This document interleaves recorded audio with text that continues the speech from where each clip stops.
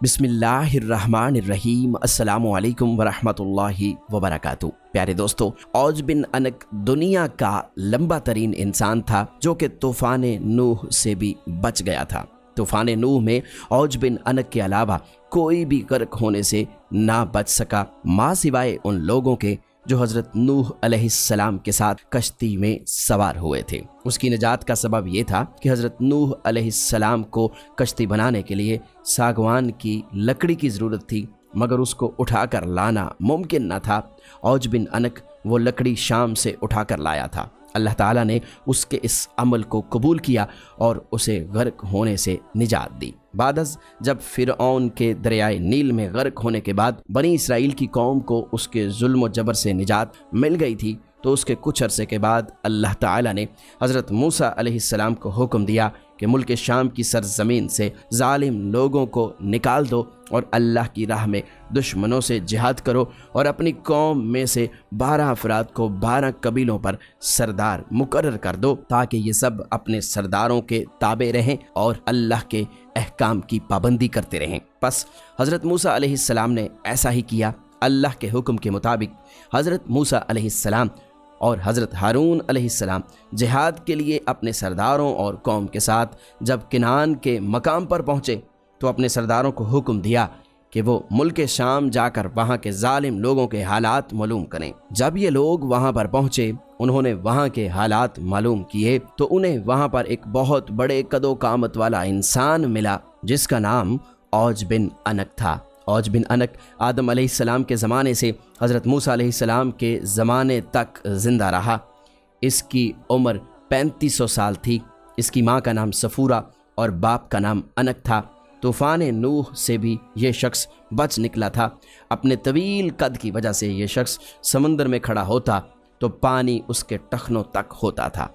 औज बिन अनक समंदर से मछलियाँ पकड़कर आसमान की तरफ करता, सूरज की तपश से मछलियाँ भून कर खाता था। औज बिन अनक ने जब उन सरदारों को देखा तो उनसे मालूम किया कि तुम कहाँ से आए हो और कहाँ को जा रहे हो। उन सरदारों ने जब उसे अपना हाल बयान किया तो उसने उन सब को पकड़ लिया और अपनी बीवी को दिखाने के लिए लेकर गया और अपनी बीवी से कहने लगा, देखो ये सब मेरे साथ लड़ने के लिए आए हैं। ये कहकर उन्हें ज़मीन पर रख दिया और उन्हें चिमटी की तरह पाँव से मसलने लगा।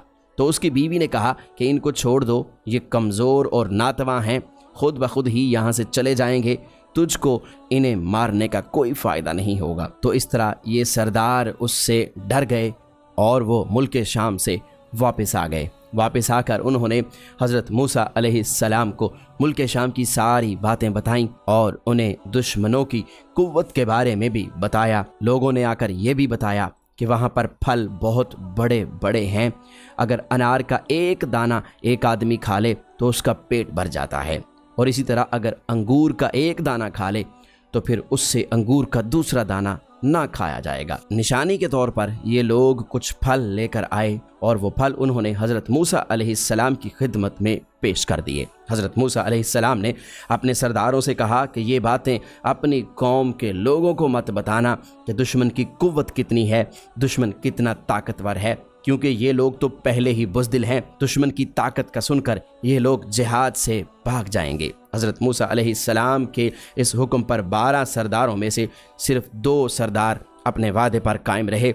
बाकी 10 सरदारों ने वादा शिकनी की और कौम के लोगों को वहाँ का सारा माजरा बता दिया और ये भी बता दिया कि औज बिन अनक के हाथों वो कैसे पकड़े गए थे और किस तरह वो अपने पाँव से उन्हें मसलने लगा था। हज़रत मूसा अलैहिस्सलाम की कौम ने जब ये सारा वाक़या सुना तो वो डर गए और जिहाद से कतराने लगे और मिस्र वापस जाने की तैयारी करने लगे। हज़रत मूसा अलैहिस्सलाम ने अपनी कौम से फरमाया, ऐ लोगो, तुम जिहाद से मत घबराओ और जिहाद से मत भागो, क्योंकि अल्लाह ताला ने वादा फरमाया है कि मैं तुम्हें इन काफिरों पर फतह दूंगा। प्यारे दोस्तों, कौम के 2 सरदार जिनका नाम यूशे बिन नून और कलात बिन कतावा था, वो अपने वादे पर कायम रहे और वो अपनी कौम से कहने लगे, ऐ कौम, ठहर जाओ और जिहाद करो, अल्लाह ताला तुमको फतह देगा। और हज़रत मूसा अलैहिस्सलाम ने भी तुमसे ये वादा किया है कि अल्लाह पाक ज़रूर तुमको फतह याब करेगा और तुम्हारे दुश्मनों को हलाक कर देगा, जिस तरह अल्लाह ताला ने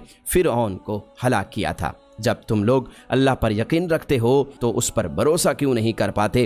قوم نے کہا کہ ہم ساری عمر وہاں نہیں جائیں گے، اے موسیٰ یہ کام تو جانے اور تیرا رب جانے، تم جا کر وہاں ان سے لڑو، ہم تو نہیں لڑیں گے۔ حضرت موسیٰ علیہ السلام نے ان سے غصے ہو کر ان کے لیے اللہ تعالیٰ سے بد دعا کی، جس کی وجہ سے شام کی فتح میں 40 سال کی تاخیر ہوئی۔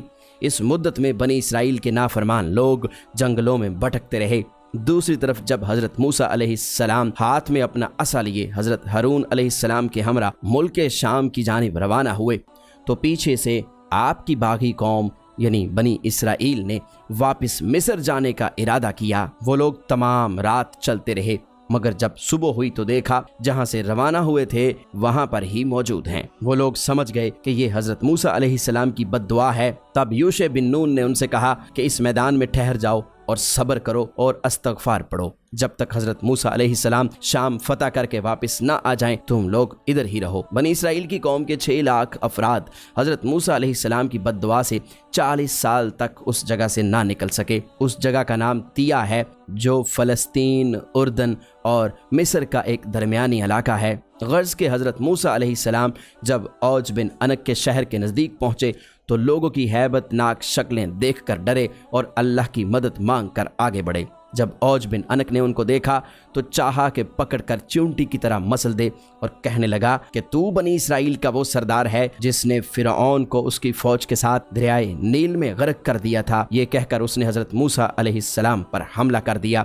حضرت موسیٰ علیہ السلام کا قد 70 فٹ تھا اور انہوں نے 70 فٹ اچھل کر اپنا عصا، جو کہ حضرت موسیٰ علیہ السلام کے قد کے برابر تھا، اوج بن انک کے ٹخنے پر مارا، جس سے وہ گر کر ہلاک ہو گیا۔ کہا جاتا ہے کہ اوج بن انک کی لاش 40 سال تک وہیں پر پڑی رہی۔ اس عرصے میں اس کا جسم گل سڑ گیا اور صرف ڈھانچہ باقی رہ گیا۔ جب حضرت موسیٰ علیہ السلام اور حضرت ہارون علیہ السلام جہاد سے سرخرو ہو کر واپس لوٹے تو اس کے ڈھانچے کو اٹھا کر دریائے نیل پر رکھ دیا گیا اور ایک عرصے تک وہ ڈھانچہ دریائے نیل پر پل کا کام دیتا رہا، یعنی لوگ دریائے نیل کی ایک طرف سے دوسری طرف جانے کے لیے اس کے ڈھانچے کو استعمال کرتے، اس کے ڈھانچے کے اوپر چڑھ کر دوسری طرف جایا کرتے تھے۔ تو پیارے دوستو، یہ تھا اوج بن انک، جو کہ دنیا کا سب سے لمبا ترین انسان تھا اور بہت ہی طاقتور تھا۔ تو اس طرح حضرت ہارون علیہ السلام اور حضرت موسیٰ علیہ السلام نے مل کر اسے ہلاک کیا۔ پیارے دوستو،